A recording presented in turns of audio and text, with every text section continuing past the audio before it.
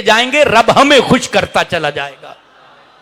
तीसरा हक जो मर्द और औरत दोनों के जिम्मे है, वो अल्लाह ताला की इबादत में एक दूसरे का मुआविन बनना, एक दूसरे के साथ तामुन करना, यानी शौहर बीवी के साथ तामुन करे इबादत में। मतलब वो रोजा रखे हुए है, उसको जो है वो रोजे में भूख लग रही है, अब उसने रोजे के साथ खाना नहीं पका सकती, कुछ मदद साथ कर दे, हेल्प कर दे, नमाज के लिए उसको उठाने में मदद करें।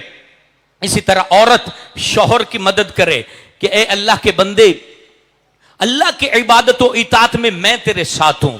वो ऐसा ना कहे कि अगर तू दाढ़ी रखेगा तो फिर मैं तेरे साथ नहीं रहूंगी। ऐसी बहुत बड़ी तादाद है मेरी बहनों की जो मुझे आज सुन रही हैं। तो बराह करम कोई दाढ़ी रखे ना रखे, आप वजह ना बनिएगा, क्योंकि दाढ़ी नबी पाक की सुन्नत है। आपकी वजह से वो ना मुंडाए, आप उसको इख्तियार दे दें कि जो है वो आप मेरी फिक्र न करें। इस तरह इताते बारी ताला में मियां बीवी जब बहम तामुन करते हैं, जो कि इनके ऊपर शरीयत का हक है, तो फिर होता क्या है, फिर होता क्या है। हदीस मुबारक सुनिए। हर बात के साथ हदीस पेश कर रहा हूं ताकि मजबूती के साथ दिलों पर बातें लिखी जाएं।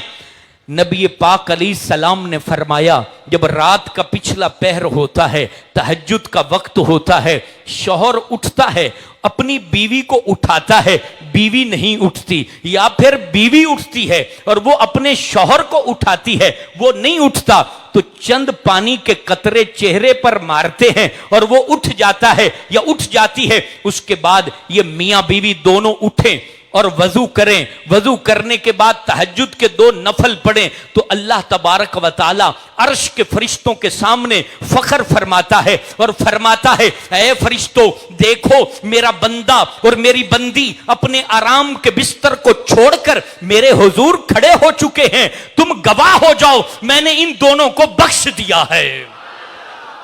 मियां बीवी इताते बारी ताला में, इबादत इलाही में एक दूसरे के मुआविन होना चाहिए। अगर वो नमाज पढ़ रही है तो आप अपने जूते खुद पॉलिश कर रहे हैं, अगर वो कुरान पढ़ रही है तो आप अपनी जो वर्दी है, आप अपना सूट खुद प्रेस कर लें, खुद उठा लें, ये तामुन होगा।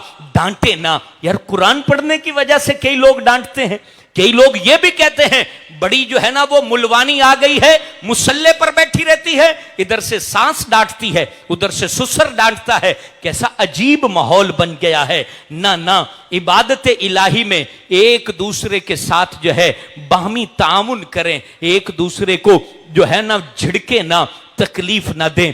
आपका घर अमन का गहवारा बन जाएगा, आपके घर में रब नूर की किरणें बिखेरेगा, रहमत के फूल आपके घर पर नाजिल होंगे। और मेरे दोस्तों, फिर ये बहम, ये भी हक है मर्द और औरत के जिम्मे। ये बहुत बड़ी बात अर्ज कर रहा हूं, मुआशरे का जो है वह सुलगता हुआ जो है ना लफ्ज बोल रहा हूं। मियां बीवी के एक दूसरे पर ये हुकूक हैं कि वो राज की पासदारी करें। किसकी पासदारी करें?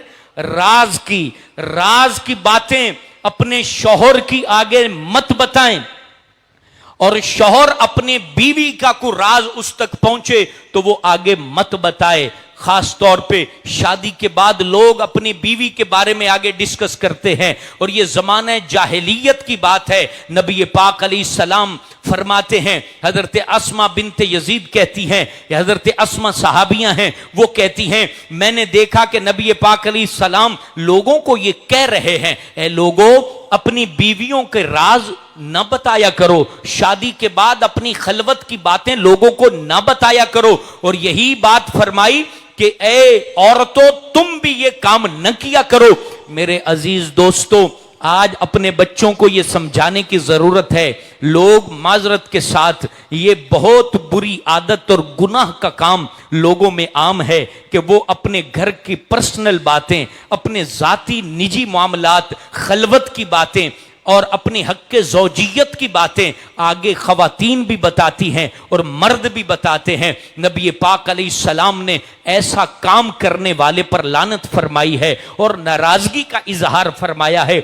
ऐसा नहीं करना चाहिए। ये एक दूसरे के हुकूक में से है कि किसी का राज आगे न बताया जाए, किसी की बात आगे न बताई जाए, अपने राज को अपने जो है ना वो सीने में दफन किया जाए।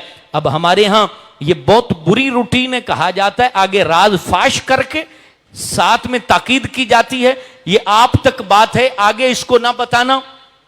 जो बात आपके दिल में नहीं ठहर सकी वो अगले के दिल में कहां से ठहरेगी, वो भी आगे बताएगा और यूं बुराई आगे फैलती चली जाएगी। और फिर जब शौहर को पता चलेगा या बीवी को पता चलेगा मेरे शौहर ने ये बात आगे बताई है, तो झगड़ा होगा, फसाद होगा, लड़ाई होगी और बर्बादी मुकद्दर बनेगा। और फिर मेरे दोस्तों, निकाह के बाद कुछ ऐसे हुकूक हैं जो मर्द के ऊपर औरत के लिए वाजिब होते हैं, मर्द के जिम्मे होते हैं। जैसा कि कुरान में अल्लाह ने कहा, वलहुन्ना मिस्लुल्लज़ी अलैहिन्ना बिल मारूफ, फरमाया औरतों के भी वैसे ही हक हैं जैसे मर्दों के हक औरतों पर हैं।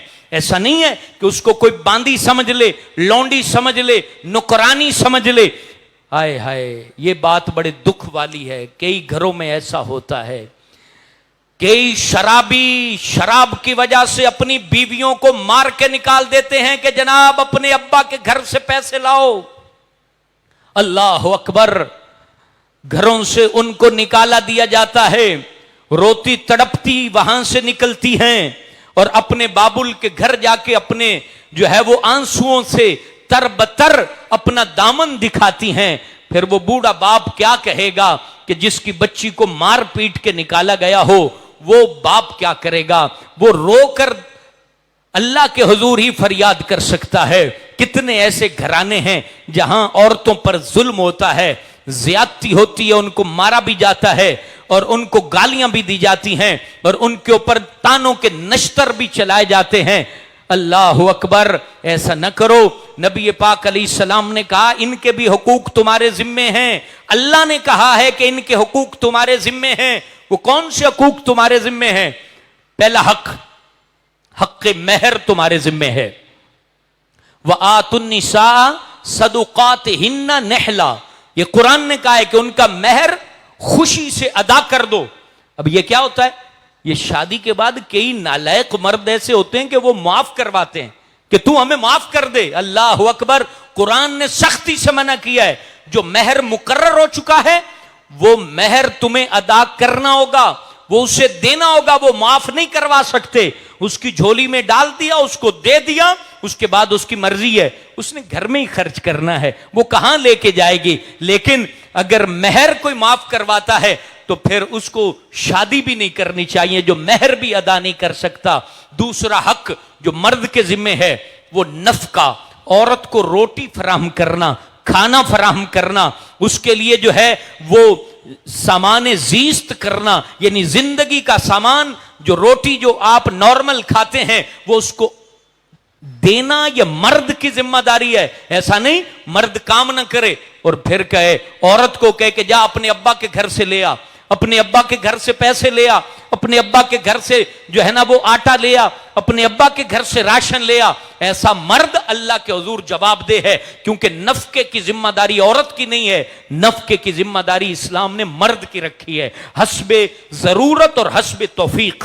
दूसरी, रिहाइश की जिम्मेदारी ये मर्द पर है, औरत पर नहीं है। अर्रिजालु कव्वामून अलन निसा, ये रिहाइश की जिम्मेदारी, ये फ्लैट की जिम्मेदारी, ये घर की जिम्मेदारी, ये बंगले की जिम्मेदारी, बंगला लो, फ्लैट लो, कच्चा मकान बनाओ, ये मर्द की जिम्मेदारी है। और वो लोग जो ये जबरदस्ती जिन्होंने औरतों पर ये जिम्मेदारी डाली हुई है, वो समझ लें कि वो इस्लाम की मुखालफत कर रहे हैं। ये मेरी बात कईयों को कड़वी लगेगी और बुरी लगेगी, लेकिन मैंने तो दीन पूरा पूरा बयान करना है, मुझे इसमें डंडी मारने की जरूरत नहीं है, क्योंकि मैं आपका नौकर भी नहीं हूं और आपसे मैं तनख्वाह भी नहीं लेता हूं। और ये औरत की जिम्मेदारी नहीं है रैश, ये मर्द की जिम्मेदारी है। तीसरी दफा फिर सुनो, रैश की जिम्मेदारी मर्द की है, औरत की नहीं है। और जो डिमांड करते हैं ये हमारा बच्चा डॉक्टर है, लिहाजा तुम्हारा रिश्ता उस शर्त पर करेंगे कि अच्छी जगह पर फ्लैट लेकर दो। वो भाई डॉक्टर बना है तो इतनी वो कमाई कर रहा है, तो फिर भी ससुराल से वो मांग रहा है। और ससुराल से कई दीनदार तबका, मजहबी तबका, मौलवी तबका, बड़ी बड़ी दाढ़ियां रखने वाले भी इस रिवाज पर चल रहे हैं, और वो भी लड़की वालों से मांगते हैं, लड़की वालों से डिमांड करके लेते हैं। रहेश, हक्के महर, नफका, रहेश, ये मर्द के ऊपर वाजिबो लाजिम है कि बीवी को ब्याह के इसने ले जाना है। बीवी बारात लेके नहीं गई कि वो वहां से ब्याह के इसको लाई है। दूल्हा बीवी नहीं बना, दूल्हा ये मर्द बना है, तो दूल्हे पर लाजिम है कि दुल्हन को लाके अपने घर में बिठाए। दूल्हे पर यह बात लाजिम है। और उसके बाद चौथा, औरत का हक है कि उससे हुस्ने मुआशरत की जाए, यानी जुल्म ना किया जाए, मीठा बोल बोला जाए, उसके साथ जो राबता है वो ऐसा हो जो दो दोस्तों का होता है, मोहब्बत वालों का होता है, जैसे नबी पाक अलैहिस्सलाम। अब हम जनाब खुश्क मुल्ला बन जाते हैं बाज दफा, और जो दाढ़ी रख लेता वो कहता है अब शायद मुझे हंसना ही मना हो गया, हंसना ही गुनाह हो गया, और मुझे अपने घर के अंदर कोई खुश तबी की बात करना मना हो गई। नबी पाक का अंदाज देखे। एक दफा क्या था, हजरत सौदा के घर में नबी पाक तशरीफ फरमा है, हजरत सौदा के घर में तशरीफ फरमा है, और अम्मा आयशा सिद्दीका ने कोई मीठी चीज पकाई। जब मीठी चीज पकाई तो हजरत अम्मा आयशा सिद्दीका ने चाहा कि मैं नबी पाक को भी खिलाऊं, मोहब्बत बहुत थी, अल्लाह अकबर। तो वो हजरत सौदा के घर में आई और वो मीठा